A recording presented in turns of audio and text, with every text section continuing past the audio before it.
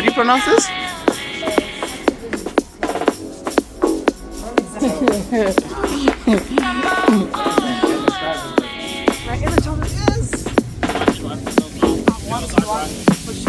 By the time I actually have the money to giving me. People have said I had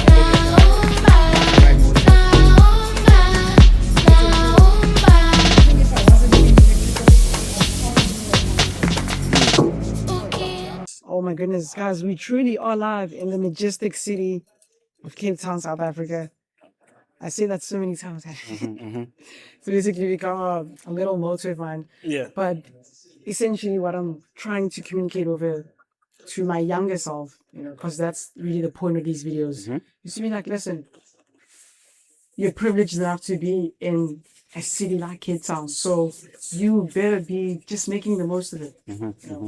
That's essentially what you're paying for when you are attending at universities here in a city like this, or even if you're in Joburg. Yeah. You're not necessarily just paying for Then the tuition. It's really Everything around it. as Yeah. well. And I don't think a lot of people come to realize that, because no one charges 100,000 rand for slides. And another thing that really shocked me, something that really surprised me, is that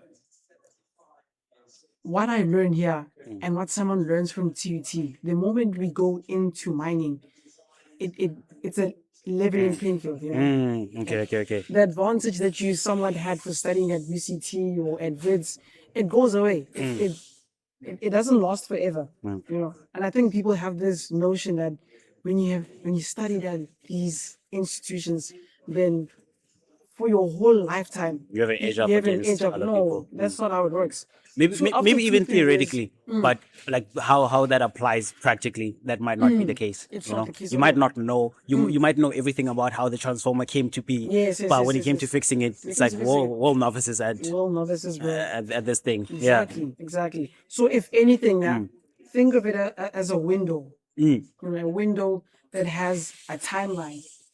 After a certain amount of time, that window will close, and the advantage that you had will be rendered useless. It's just like talent, dude. Yeah. If you're talented, it suffices only for a certain period of time before the hard work is, exceed you. So it's really something we should be cognizant of, I think, as students. So like, listen, I have a 4-year window. How much can I get out of it? So that's really what you're paying. Yeah. Beyond the lessons, beyond the education itself. If you're thinking, no, it's the content that no, it's not, dude. The You people can you're find that around, content. the place you're at, Exactly. so much around. I learned it. Verified for yourself as well. You learned more from watching YouTube than you did from your lecturers in class. Most people after like class and like a lecture, they go back to YouTube to relearn what was said in the lecture room. And it's like if you're premising what you're paying on that, then there's virtually no value, because you have to teach yourself Go back, that. So really, you have to really think about it and see, what am I actually getting out of it? So it's just something very interesting. Yeah, I mean, look, we all encounter this in so many different ways. You often meet I certain think people. mochas are better than cappuccinos, but sorry, because better than a hot chocolate, chocolate. as well. Yeah. Had a bit of a sweet tooth. Treat myself once in a while. Give myself the permission to enjoy it. But basically, it's like you encounter this in many different ways, where the people you meet, they just drop certain things, like gems of information, and just like, what? That's so useful or practical. There was this guy in like second year. I was talking to him, and he was like, "Oh yeah, if you're going to join this like career center," I was like, "It's a lot of work, and it sometimes gets tedious." But one of the advantages that he got was that because they give so much autonomy to the students, you get to have contact with certain people. So let's say they'll be like, okay, they want to invite Bit Software to our university. The campus. You will be in charge of contacting them and pitching to them all these other different Also, you get to opportunities. interact with these people firsthand. Yes, right. And afterwards, you have their contacts, you have their information. They know you more they than just know- the number, right? And that happened to so many different ones. So I was like, okay, if we want someone who is from Investec, we might Investec, get yeah. an accounting student to be part of that people who are I'm just bringing them on? Sorry to cut you off. I think, let me just open. I think it receives like this, right? So I don't know. You're the mic guy. I'm not sure. yeah, I think it's yeah. Would it not be omnidirectional? I don't know. I'm not even sure that's the right It word. has more gain in certain directions. Yeah. Yeah. Higher gain in certain directions. Mm-hmm. Yeah. Yeah. Anyway, continue. We're figuring it out. Yeah.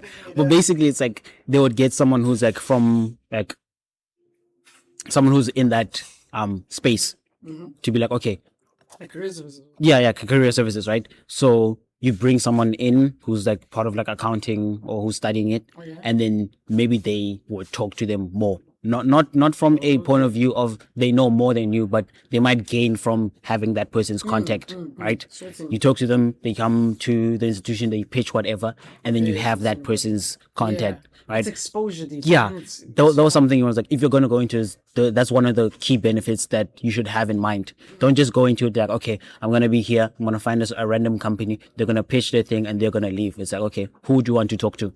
Now you have the institution's name as a backing to be like, okay, I represent UCT, I'm going to be talking to Investec, please come in and talk to these people about what prospects are available to you. So that goes beyond the lesson. That's not even in the classroom. That's another gem that you can gain from the institution itself. And it all forms part of your fees. Yeah. It's all included. It's all included in that. It's just up to you whether you use it or not. So this is interesting. Did you are you an assistant with career services or? I was before. I was before it. He was right. It did get tedious. That's the part that I think a lot of people don't realize, because you see the after. You see the presentation. All the companies are here doing X, Y, Z, but then it's like the planning, then the meeting, and but the background. Freebies, but what it takes to really put that together. Yeah, it was. Look, I don't think I had as much of an incentive to go into it, so it wasn't as enjoyable for me to push through it. I think it was like, okay, my goal is to make the most of this opportunity so that I can walk out of it with something. If that was my mindset, I feel like I would have stuck through with the tediousness would have been part of the process, Yeah, it would be a feature, not a bug. Versus now where I'm looking at it like, okay, I don't really want to deal with all of this. The incentive is not as much. Looking at it now from that point of view, it was I didn't want to go through all of that. So yeah, I was there for like half of my first year and all of my second year. Yeah. Okay. And then when it came to third year, I was like, no, man, But in all fairness, it's I've also done that. third year as well. Yeah. So final year, this final year, you have to really lock in. But at least you expose yourself to that. I like that I went into it and tried to actually go at it. Because sometimes you might think, oh man, what if I would have gone into this? There might have been an opportunity. I don't have to have that. I don't have that right now because I did that. Yeah. I saw the process. I was like, okay, cool. There are a lot of benefits from it, but it's not so much that I feel like I'm missing out right now. As opposed to having, what if I had tried? What if? Yeah. I don't have a what if moment. Right? Oh, dude. That's the worst one. When something passes by in hindsight, you're like, I should have, I could have, I would have. Nah. You didn't. Yeah. So, I mean, that's sort of something I try to go into. Like, obviously, it's not always perfect to have this, to practice what you preach, but I try not to have any regrets. Like, do something to the best of your ability so that when you stop, or if you stop, you don't have to go back and be like, if I tried harder, X, Y, Z could have happened. Yeah. Because I think that's something that you try something, you have the initial energy, and then you stop or you half-assed it or something, and then you want to go back at it again because you have this feeling of income. It could have been something. It could have been something. But now the second time you go into it, you're already thinking of how good you were at it, but now you're not. Right? Oh. So you have to work your way towards that level and then past it. That's when you can start now. Yeah. And then even getting towards that level already is so much work. So you quit halfway towards it, A quick example is I joined chess like second grade or something. Went to play it until was it I don't know when. No, it was grade 10. right? Second grade to 10th grade, right? I was playing chess, right? And obviously the dream as you're going and you're playing along is like, oh, I want to be a grandmaster, a canet master, grandmaster, all of that. You want to be a Magnus Carlsen. Out or No, in the process, you're just like, wow, I want to see how far this can go. I want to go to nationals. I want to go to all of that. And then at some point, I remember this distinctly. I'm playing a game. I'm playing against someone that I know. I've beaten them like previously, right? It shouldn't have been a difficult game. Yeah. As I'm playing, I'm realizing that, man, something's off. I don't know, right? And I remember this exact Your moment. drive is just It's slowly diminishing, right? To a point where I remember the exact moment where it seems too harsh to say this, but for lack of a better word, the love of chess died. I was playing mid game and I'm just like, during a game. and at that point, I'm like, what am I doing? Yeah. I swear to you, after that, the game wasn't the same. This, I think, was like, how there's like five rounds. Yeah, right? This was the third one. I won my first two. Third one I'm playing, I was supposed to win. Even my coach was like, oh, you're playing against, it should be fine. Lost that game, lost the fourth one, lost the fifth one. And I was so indifferent to it. And then the love of it died. Right? That's very stark. Yeah. With me, it was gradual. And it was also being replaced by cross country at the time. So that's why the handover was like smooth. Yeah, it was more of a transition. I swear to you, before that game, I love the chess. I love the game. I love the process. I love everything about it. That game in that moment, like when I tell you, I sighed the love of chess out of me. It was just that. Right? Shit, man, that's crazy. Fast forward, I then joined hockey, played whatever. And at some point I was like, man, I miss playing chess. And I try to go back at it and you're like, okay, I used to have this chess app. I used to play on level 9 and then try to play level 9. You're losing. You're like, okay, fine, maybe level 8, I'll build up towards that. And as you're playing, you're terrible at it. You have to build up that muscle again. And then you humble yourself and start from the beginning. And then it's so debilitating to think this is where I used to be. Now here I am. I can't even catch up to that. And then you just done. Look, I don't have any regrets on the game, like stopping it. It's more so nostalgia. You feel like you extrapolated as much as you could, though. Like, of course, you didn't become like grandmaster or whatever, but you think with what you had at the time, like you did the best you could. To the degree that I understood it, I played the game to the best of my ability. You know, I could have been better. I could have taken lessons. I could have done all that, but I don't have a regret of, I wish I could have done X, Y, Z. It was like I enjoyed the game. And that's the I enjoyed the tournament. Really making the most out of it while you still can. Look, I think the point I was trying to make is that you can have nostalgia to be like, wow, I remember the day when I used to do X, Y, Z. It was nice, but I don't think I have the regret of, man, I should have not quit it. Oh, it's like that was natural. You're supposed to that was what happened in that moment. It was outside of my ability, you know. And I think that's sort of the best outcome, you know. It's good that I remember the good days of it. Yeah. Like the alternative is like, oh man, every time I think about it, cash prize. Look, I'm not gonna lie. Winning that money was a good feeling, dude. It was there was nothing about it. Where it is, I don't know. My mom said, wow.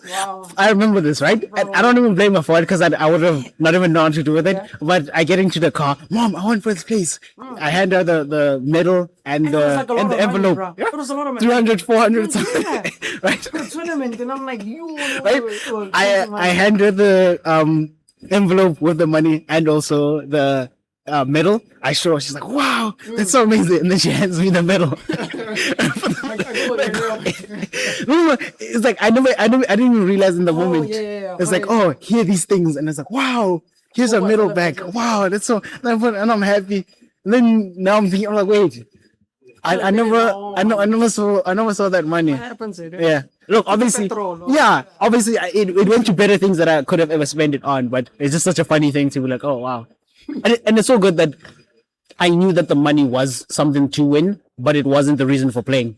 I think if I went into it like, okay, I want to win. Yeah, I want to win. Then suddenly when you don't, it's like, oh damn. Like, it was so fun to play against someone who you used to lose to, and now you won, and you're like, here I am, 5 out of 5. Yes, yeah. Oh, Tato was so good, dude. That guy was too good. Man, like too good. Yeah. And the moment you beat him, you're like, okay, dude.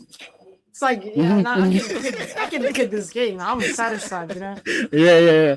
No, no, what but you're saying is really interesting. no regrets, man. Just go into it, enjoy it, so that when you're done, that's a chapter. You can close happily. Yeah. You can happily close that chapter and go into new ones. True. Yeah, Just to reflect on what you just said previously now, that if you're outcome based, it becomes so much harder to have like longevity in whatever that thing is. And I came to realize that applies not just in sports, right? Everywhere, even in academia, even in business, entrepreneurship, content creation. The moment you start looking at views and you want to prioritize that, I swear to God, dude, it becomes unenjoyable. And best believe you won't make it past like 3 months. But if you just fall in love with the process of making videos, of taking these side quests, and just touching base on these masses. Do you think it'll change you if you start focusing on the views? It becomes more performative because you start to focus on what works versus like the reason you went into it. Because you went into it with a sort of dream or passion, and then now you realize that the one outrageous video that happens to come blow up, is the thing that works, and then you start looking for more and more outrageous things. Luckily, I've had experience of focusing, being outcome based as opposed to being process based, and I saw how that really affected or changed me. And then something else that was working out, by the way. That was working out. Maybe we'll talk about it one day.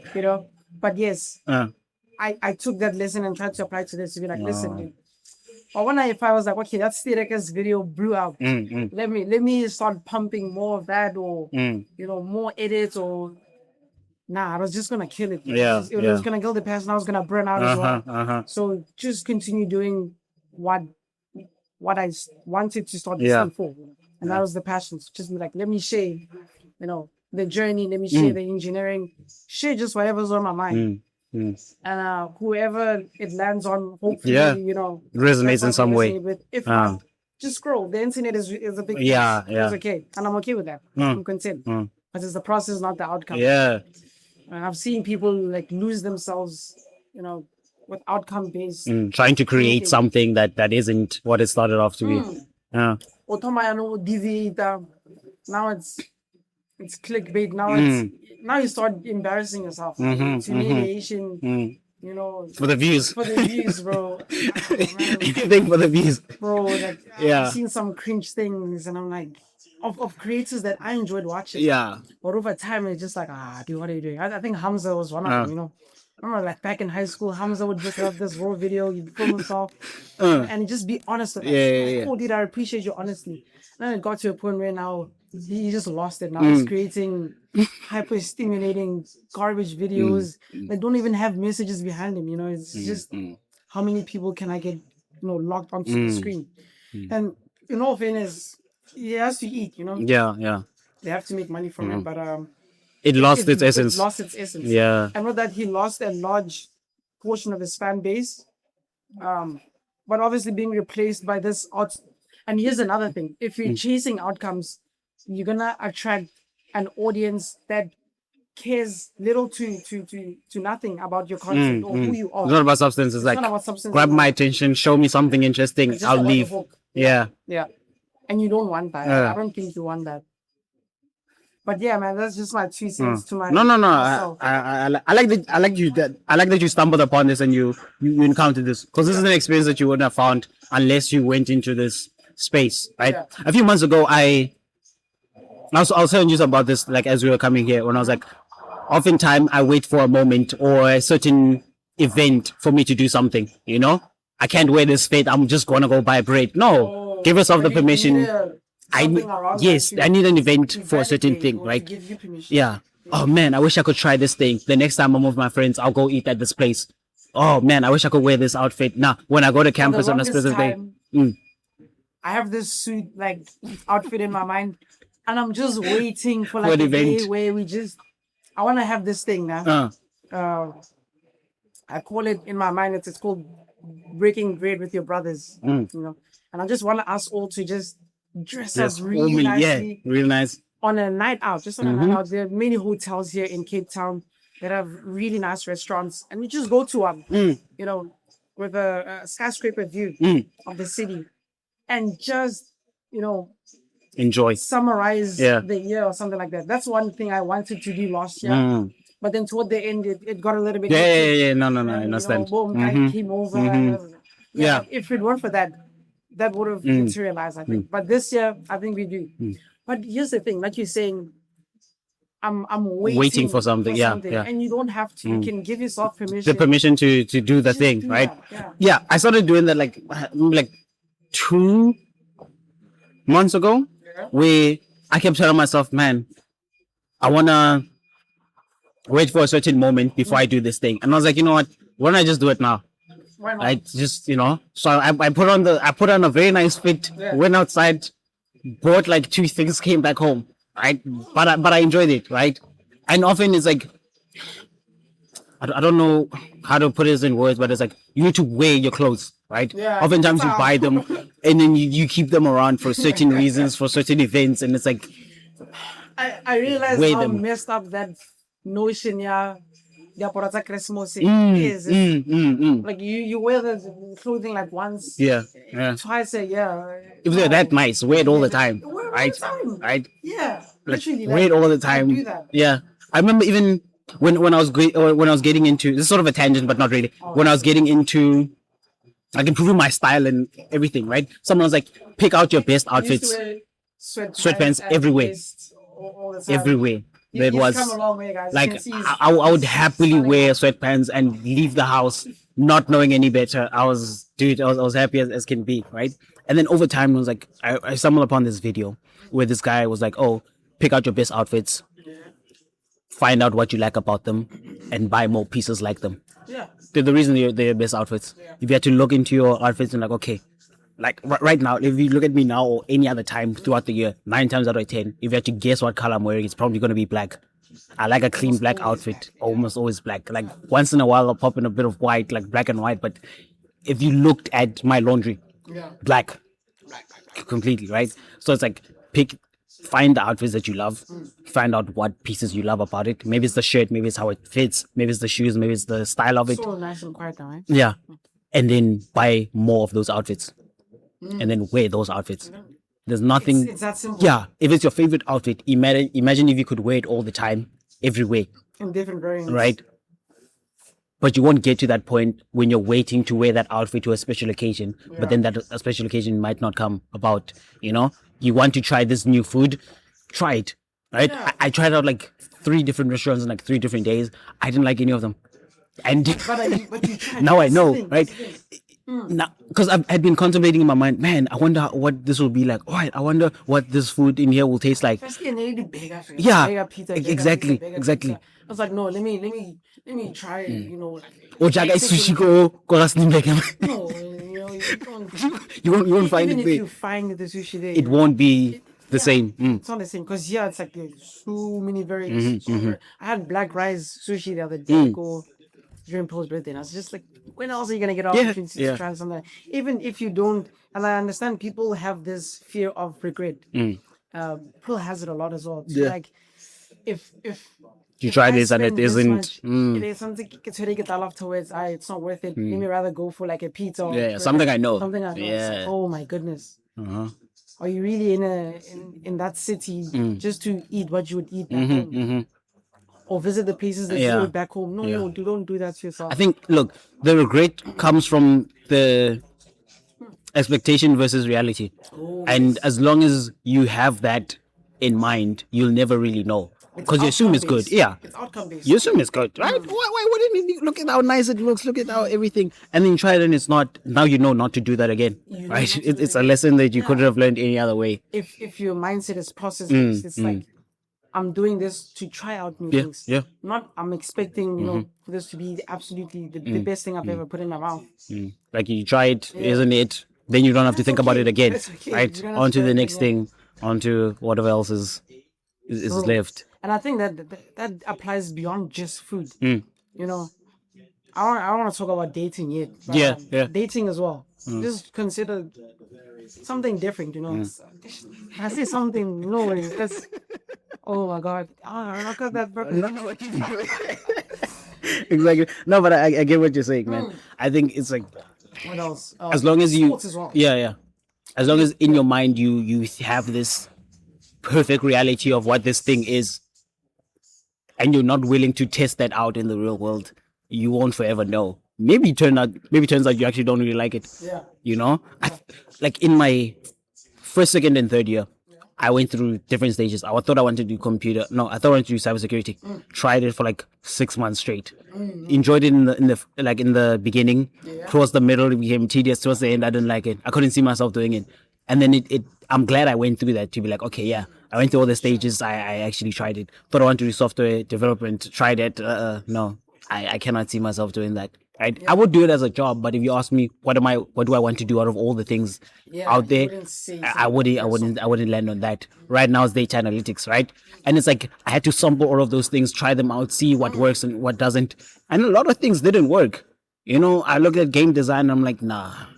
I love playing games, Life but is like trial and error, bro. yeah, like sometimes like you don't want to confuse. I don't know a proper way of saying this, but you don't want to confuse passion of purpose. And what I mean by that is that Explain. when you started talking and learning about investing, we enjoyed it.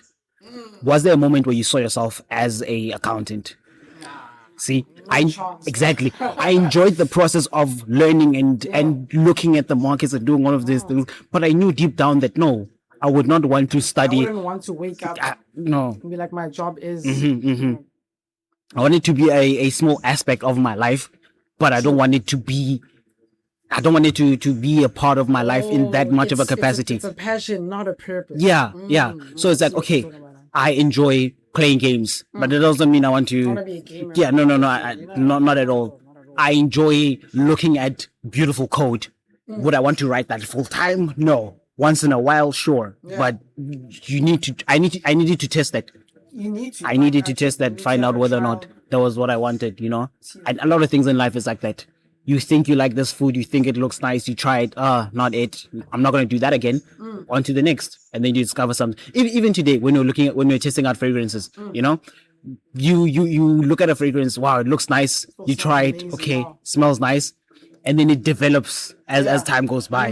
And then it changes. You see the middle note, the base note, you like it, you don't, something about it. Versus one when you, like the first, the top note, wow, this is so nice. Yeah. And then 2 hours later, it's like, oh yeah, no, this is terrible.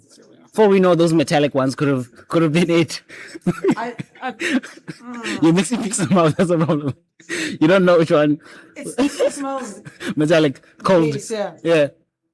Yeah. Well, the problem with the strips. Well, the problem with the strips is that it doesn't interact with with the oils in the body. It doesn't develop as much. It stays forever as it was.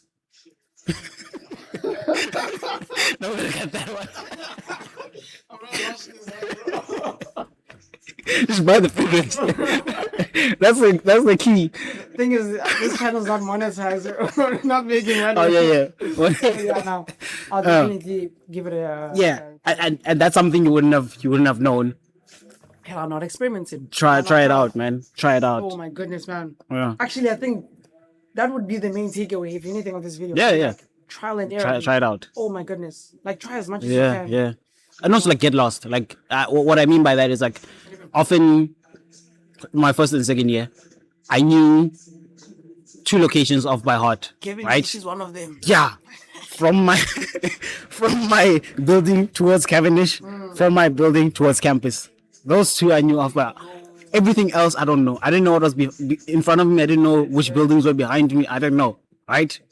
Once in a while, maybe take a different route towards campus, towards Cavendish, but still, it was just those 2 locations. Camps Bay, Clifton as well. Yeah. But even then, there's no, you don't know any other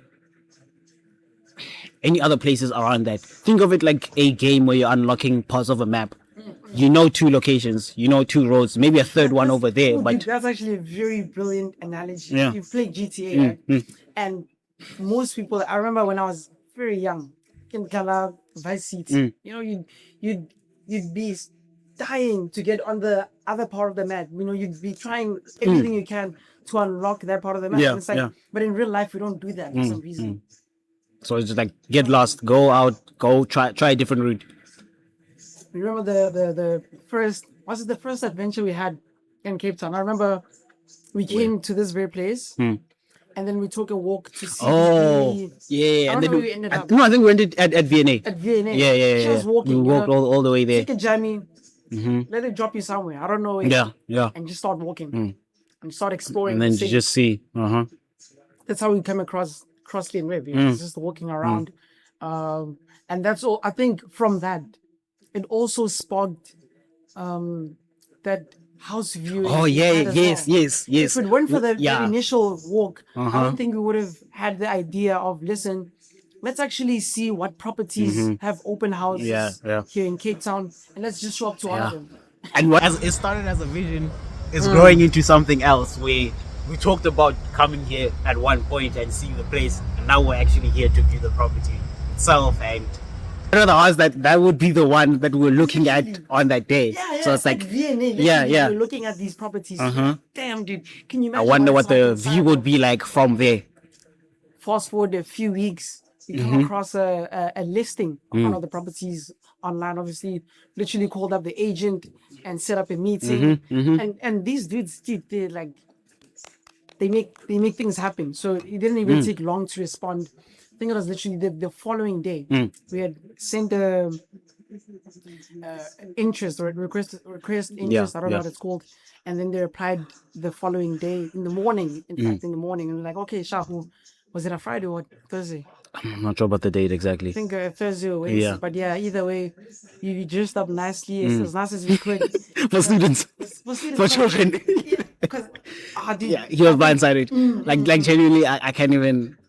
No. it's low key cringe now that I'm looking back, because obviously this dude saw He's through our expecting, shit. Like there's no way he yeah. didn't, be like, what the heck? guys?" Like you look 16, even when you're alive. I remember, because the game plan was we pull up as people that would be able to buy a property like that. Like, we're pretending like we actually are interested in purchasing this piece of property. Like we have 10 million rand just Laying around.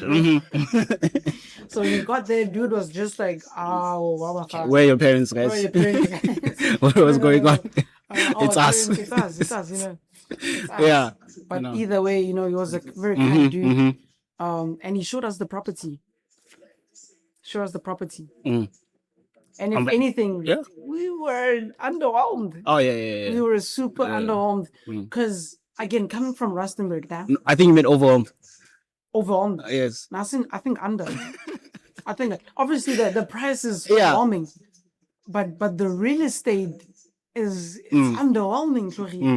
There was a room with no windows, and it was considered a bedroom. Yeah. 10 million. Barely any rand. space. Barely any space. Yeah. It was by the way, I think it was at the Marina. Yeah. Marina estate. It was a living room. I think I'll just overlay the clips over this. It was a living room, and then there was the master bedroom with its own bathroom. Yeah. And then there was a second bedroom, which is just a bed. We didn't even have a nightstand. No. Yeah. The bed encompassed the whole room. Yep. I was a king size bed, but still, come on. No windows, no nothing. No nothing. It was just it was really. I was like, where's the 10 million exactly? Yeah. But that's when our mindset started shifting. Value isn't necessarily in the building. It's the location. It's the fact that you're literally at VNA with other people who can also stay there. Who can afford to stay there. That's a big factor. They had this community gym as well, and it's the fact that you could literally be on the treadmill and the person next to you is a top 40 CEO for all you know. So that was really fascinating. It's the environment that piece of real estate facilitates for you, where the value really is, and that's why I cannot stress this enough. You being in Cape Town, a lot of students cost their rest. You're thinking, okay, I'm living. How nice is my room? And bro, if you're starting from there, you're cool. Yeah. yo, cool. You know, start thinking location. What access is Who am this I giving me? around? Where am I around? Oh wow, you're in Mowbray. Okay, sharp. Well, how far are you from VNA? How far are you from what else? Sea Point. How far are you from Even just like the people, like the people as well? like Yeah. you're I don't know who said this or how they said it. I'm definitely gonna butcher it, but it was like you are around one of the most diverse group of people you're gonna be around in your life. You know, Yeah, university. yeah. mates, yeah. When else are you gonna be around people Doesn't from get all as over diverse as this. around the world? Cape Town specifically, all these digital nomads and everyone. Like, you can meet different people from different countries speaking different languages all over, all in one classroom, all in one institution, all in one area. Make the most of it. Learn a few things about certain people, certain cultures. You genuinely be surprised, right? Even just like some people from my classroom were like, "Oh, I've never talked to you," and then you do, and you're like, "Wow, you're very interesting. Your mindset, how you think," and then you're like, "Oh yeah," and you share certain similarities where English is the common language that we all speak, but she has a home language. I have my own home language, and then it's like, "Oh yeah, there's certain things that don't exist in my," and then you start to explain that. That was so. I found it fascinating because there was a Chinese exchange student at UCT, and you know, with again what you're saying right now, they have certain words that don't even exist in the English language, let alone Setswana. Yeah, and there's certain words in So Setswana they don't exist in English, they don't let have alone a yeah. concept for those things. I was just so passive by that. You go about describing what you're trying to describe. Yes. You know, it's a description of the description just for you to understand. You know, let's say cup wasn't a word. You're like, okay, you know the thing that holds the liquids. You know, like tea when you, and then you're like, yes, that's what I'm trying to describe. So it's a description of a description, and then they have to then describe the description in their own way for you to have a common understanding of it.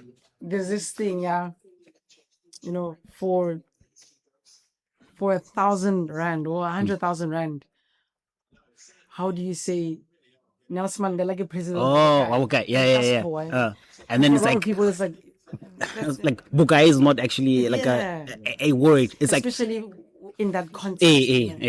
Or even just like, oh, bukai more lining. It's like, which number are you in the line? And then it's like, oh, nale bukai. And it's like, how much do you have? And it's like those sentences, even though they have the same common word, there's no actual word for it, right? I remember this when I don't know how I got to talking about this, but we were looking for a certain word in English, and then they had different words, and it was like, oh, how do you say it in Tswana or Zulu? And it's like, well, the word doesn't exist. And you often find that discoveries that are made in a certain language, you invent that word. Neurosurgeon would be a word that was it's an English word, but when you try to describe it in Tswana, or like something like that, you know, you're like a doctor of this, because the word itself does not necessarily exist. Like, imagine you're trying to explain LLMs to your grandmother. It's like, we're even gonna start, you know? Hey, what is this about a semiconductor? There's a computer. You know, you default to the description of the thing because the thing does not exist. And I think it's part of the language to be like, there's no reason for it to exist. Right? Yeah, true. Why would you invent the word for something if it's not used? It's not relevant. You know, you can even think about like certain words when that become common. Yeah. We're still all live. 8 minutes. We've been yapping. Like, if you look at certain words, and when they become common, they're sort of like describing the thing itself. So it's like, let's say you're thinking like, and like Popeye, and it's like, oh well, Popeye, and then you just use that word, then just propagate it everywhere. Sort of like how all toothpaste are called Colgate. Because that's what you use. You know. So Colgate, even if you're buying different ones, Sensodyne or whatever, Colgate they think. You understand? It's like you just use that word, it propagates, and you just everywhere.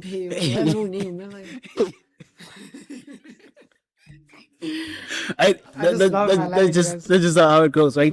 Even like you realize this. I remember my mother was telling me this story where it's like, I never knew what I called my grandmother wasn't actually her name. Right, so you know how you can like mamkholo le mamane, right? Like how do you say that in English? Mamkholo ge. I mean it's auntie, but okay. They don't differentiate between older the two. and younger. Okay, fine. Yeah. So my grandmother never meets mani, which is like a shortened version of maman, right? And then we would grow up hearing that. We thought that was her name, and then we'd just add grandmother behind that. Nkolomane. That was how we called her whole life. And it was like, that was not her name. Yes. Mine is not her name. No. Mamane. And we just added that because we're like, okay, the respectful like prefix is Nkolo. Yeah. And then man at the end because that's her name. Just like if your name is like Wagon, I was like Abuti Wagon. But what if go with Abuti and people don't know that's your name and it's like Maloma Abuti. You understand? Yeah, it's just like what's it was just two titles stacked on top of one another, and they just went with it. Obviously, they laughed about it to be like, "Oh yeah, that's a new norm now." Until it became normal, and that's just how it went. So I think certain words will develop that and go into that to be like, that's just that. Interesting how these things Develop, change, just come about, man. it really is. What you discover, man. That's just that. Yeah. Oh my goodness. What do you think? We sort of talked about. Okay, I guess let me start off by asking this: would you want to go back and tell your younger self something, like whatever lessons you have right now? Would you actually want to go to that version of you and tell him those things? Thank you. I'd say yes because again, one of the primary reasons why I started content creation online is for this hypothetical younger version of myself would stumble across this content and hopefully absorb some of the messages that I'm trying to relay over to them. Obviously, I can't do that time. Yeah. But The reason I'm asking is that don't you think it will change you? You are those experiences. The lack of information, everything that went into that experience came to be about you are a product of what happened. Don't you think going back and giving yourself that information will change you?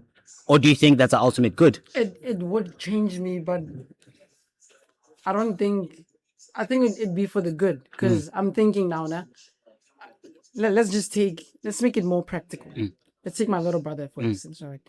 Some of the things I went through, because right now the assumption is if he goes through what I went through, he will be. I'm not saying I'm a great person. Yeah. He would be like similar to my caliber right now. But if I right now, if I mentor him, if I try to give him the shortcuts, lessons that I wish I had known then, would that not translate to him being better off than if he didn't have it? Okay, I understand that's that. The line of thinking from my point of view. Yeah, I can understand that. I fear that I needed those things. Obviously, sure, fine. There's certain things was like, okay, yeah, that was just stupid, right? I didn't need to go the first 2 months spending money on takeaways to learn that that's not a good thing to do, right? I think if you told me, let me just hold off on that money, buy whatever, eat this for a while, you're going to be okay. I don't know how much of that I needed to experience versus how much of that could have been circumvented by you just telling me the lesson. Could I have even listened? I don't know.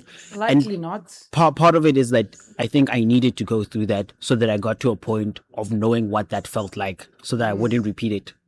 There are these things called unteachable lessons. No matter how many times, no matter how much I can tell you. I think that's a distinguishing factor then because I wouldn't write off completely the notion of going back and, giving yourself advice. But there are certain things that no matter how many times I say to a younger version of me, he just will not get it. He has to go through trial by fire. That's the only way you're gonna learn. It's like I don't think there's anything I would have told my first year self for them to be able to get through engineering. There's some generic things to be like, associate yourself with other people, do it in groups, that sort of thing, plan ahead, schedule the basics. Yes, I can tell him that, but he has to fail. He has to fail just one year test, just to, familiarize himself with the notion of failing and not to be afraid of it. You can't convey that over to someone else. Yeah. I can't convey over to what a failure is okay. And experiencing is good. It's the best, teacher you can have. No amount of explaining will help you understand it. You have to really go through it. Yeah. Unfortunately, okay. So that's just how it beyond the unteachable lessons, you would want to change yes. certain things by advising yourself on. Correct. Yeah. Correct. Because it's not me redesigning the whole thing. It's just tweaking certain things for optimization's sake. just so to make the journey a little bit more bearable. Yeah. I mean, dude, if we're being honest with one another, we look at the sort of people. I mean, we made an example, not to name names there, but some of our friends, for example, are from well-to-do families, and because of that, they were molded to think in a different way compared to like to us. yeah. For example, statement isn't something that's it's not terminology that's used often where we come from. Finance talks are sort of taboo in a middle class. You don't ask, you just about yeah. finances. It's taboo to mention. It's a private thing, you know. But from these well-to-do families, something that's openly discussed. Yeah. To be like, "Nafana, bona, this is how much we spend. This is how you make money. This is how you think of investments. No. You should pay yourself before you Spend any cent. anything." Yeah. That sort of thing. Where am I going with this now? I was following along. I didn't catch the whole part. Right. What is this, bro? It's too much reels, bro. Now our brains are fried, bro. I just span is gone. Until you asked me what we were talking about, I thought I was. That's how you catch me. You're not listening. I thought I was. Lessons that are taught. Oh, okay, but basically we're talking about, would you go back, listen, that sort of thing.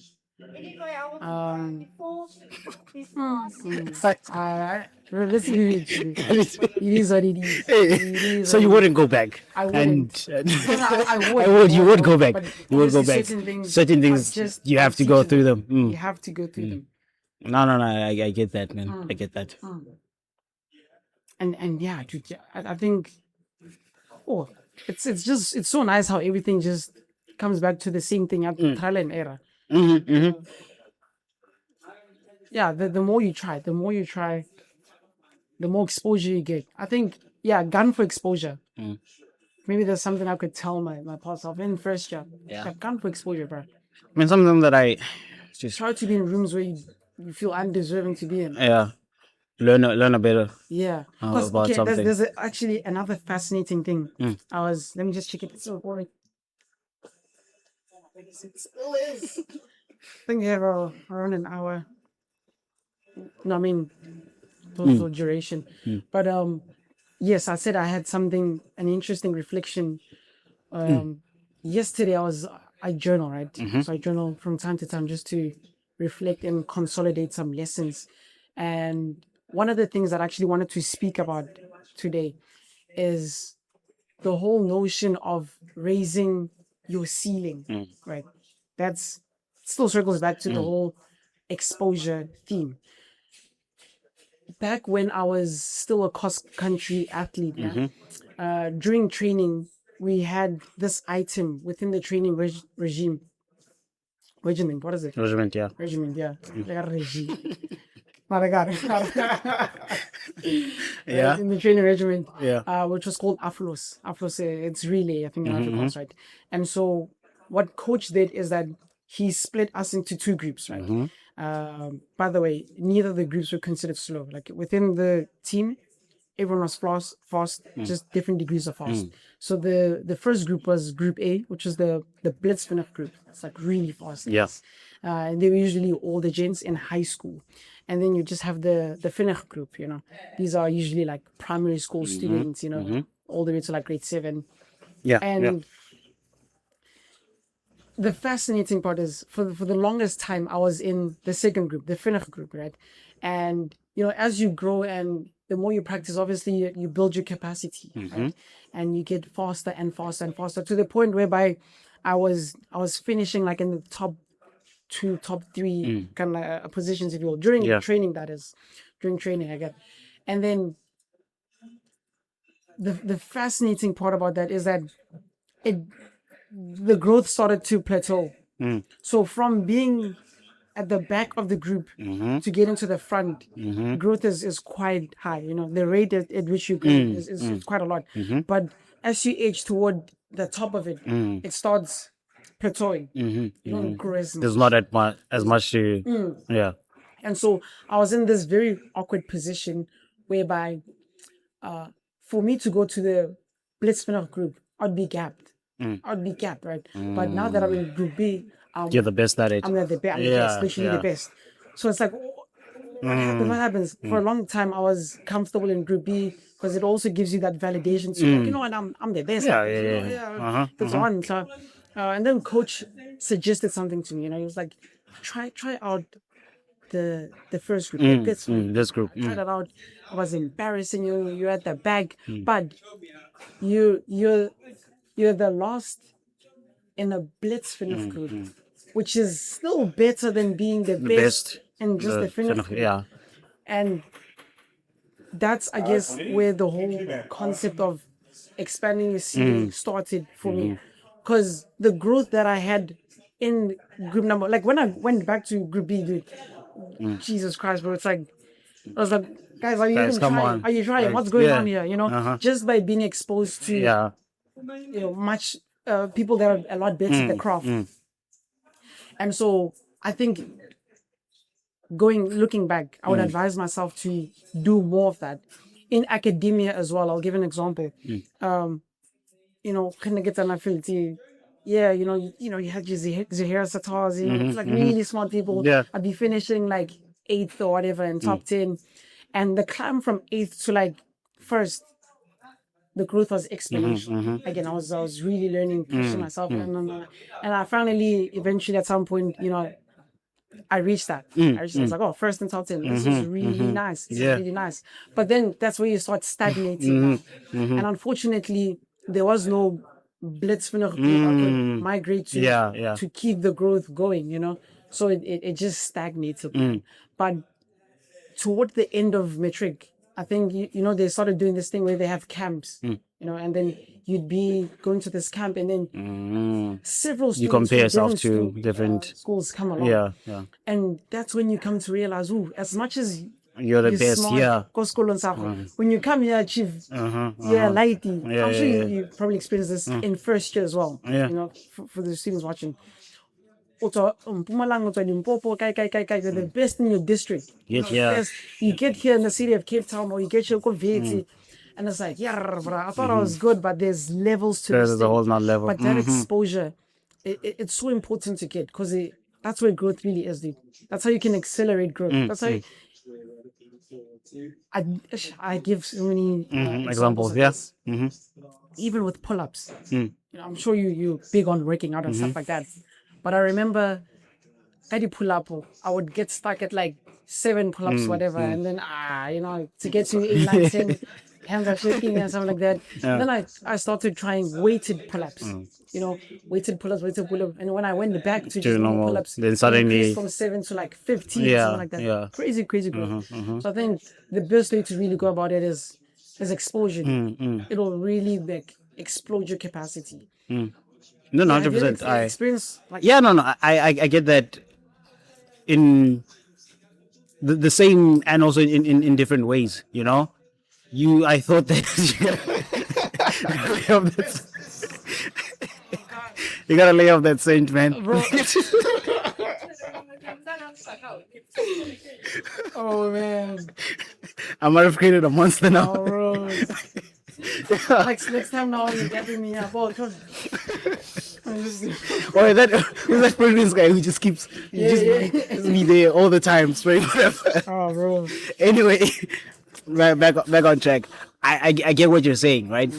Especially when was it last year when you went to Isle of Man and we're in a room full of people who yes, dude, couldn't even fathom how much they would have had. Investors, people that not investor like I'm investing in my, you know, TFSA. I'm investing. No, people like that genuinely have offshore hundreds of millions of rands, and they need to pop their money somewhere so that inflation doesn't eat it up. And you're in the same room as these people. Yeah, you know, you're having casual conversations with these people.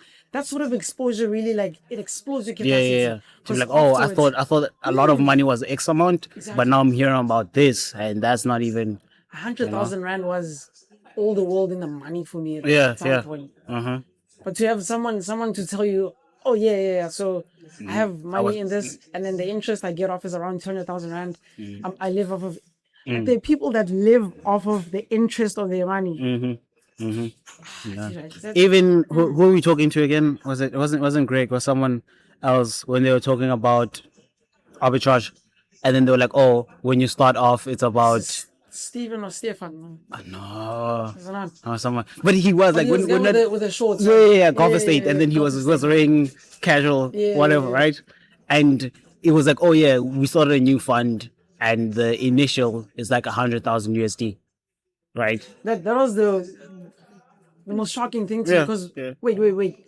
You're telling me you won't take my money? Here's 10,000 rand. It's like no. Give your money, bro. Yeah. The people I'm gunning for are people that have over $100,000. I think it was dollars. Yeah. You know, to Which invest convert that is like what 1.6 mil. 1.6, yeah. Yeah. So I think one of the biggest expansions has been the concept of money. Oh yeah. What I considered a lot in the beginning and now totally different. Not even from a monetary point of view, but just how I view it and what that amount of money could buy you, right? What do you mean? Elaborate. The access you have, the access that money could bring you. So you have X amount of money. Let's say you have 100,000 USD. You could spend that on X amount of things, whatever. You can buy the monetary value, whatever. But then it's like you can also unlock so many different rooms of so many different people, right? And I'm not saying that you have to pay to be in those rooms, but there is some form of money that goes into you being there. So let's say you go to a certain city or a certain area. All right. It took money to get to that area. True. You're staying in a certain hotel. You're going to a certain conference, certain whatever. All of those things could not have happened. Like you couldn't have been there if you didn't have the money to extract the value from that room, right? So it was just the thing of like, oh yeah, cool. It would be nice to be able to go to Steenberg Golf Estate again and talk to those people and get a nugget of their information to find out how they got there. Because we're earning so much from that. Yeah. But on the other hand of it is like, you need the money in order to be able to get in the room in order to make the money. And it's like, there's so many different ways about it. So it's like you're also reflecting on the access money gives you. Yeah. Oh, dude, yeah. And even just like the way you think about it to be like, damn, you think this is a lot of money because of what you think that can get you. Oh, yeah. Again, your ceiling is this much. Yeah. You really need to expand, get that exposure to you actually see what real money is like. Yeah. Like the one I'm talking like what? Landerwagen, what do you call it again? Like the boxy Mercedes G60. Yeah, G-Wagon. I'd see that I'm like, money people, and then I got to meet real money, like people that would be like, yeah, I have several hectares of land here in Stellenbosch in the Isle of Man, and a few plots up north in the country. I have a game farm, and I was like, okay, that's a different kind of mix of money, dude. Like millions, tens, possibly hundreds of millions of rands in real estate. Really just. So yeah, I think. And I don't think I would have ever gotten that if I had stayed in Rustenburg, I guess that's also the other thing. Like, go out. If you're in high school or something like that, you have an opportunity to go somewhere different, somewhere new. Dude, take it. Go for it. Go for it. Go for it. Go for it, man. Because just gonna conclude it, bring it to an end. That was very lovely, and thank you. Thank you man, for pitching up. Yeah. And just having a conversation. I think that's what life is really about. Took me quite a while to understand, but we don't talk about it, guys. So start embracing that. That's what life is all about. Yes, sir. No, I appreciate this, man. With that being said, let's make this continent great. Catch you in the next one. All right. Lovely. Oh my goodness, 1 hour.